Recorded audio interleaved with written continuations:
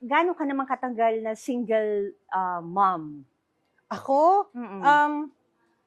15, 16 years to be 16 exact. Oh, years. 16 years. Kasi 2008 ako humiwalay. So oo. yun, to be exact, 16 na.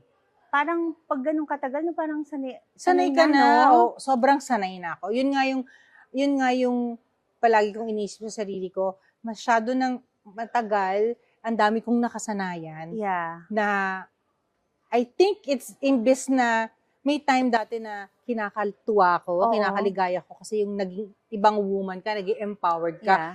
Pero may mga downside din pala yun. Kasi Mm. minsan naiisip ko, tama ba itong ginagawa ko? Tama ba itong pag-uugali ko? Kasi nagiging Oo. matigas ka na masyado. Pag Nagiging- matagal na single, Oo, mom. parang it's not na you want to be in control of everything, Mm-mm. pero parang mas gusto mo, nasanay ka na magdesisyon mag-isa, Okay. sanay ka nang walang kinokonsulta, kasi alam mo Oo. naman kung anong kailangan mo sa buhay mo, Yes. anong gusto mo, ayaw mo yung may issue, may drama, parang ayaw mo na ng ganun. Ganun yata pag pabata tayo ng pabata.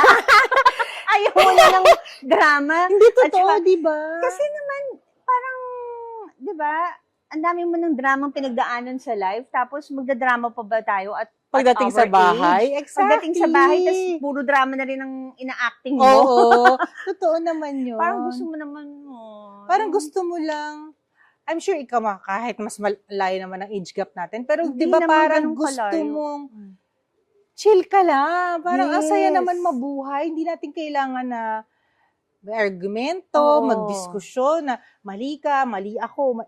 Parang chill na lang tayo. Oo.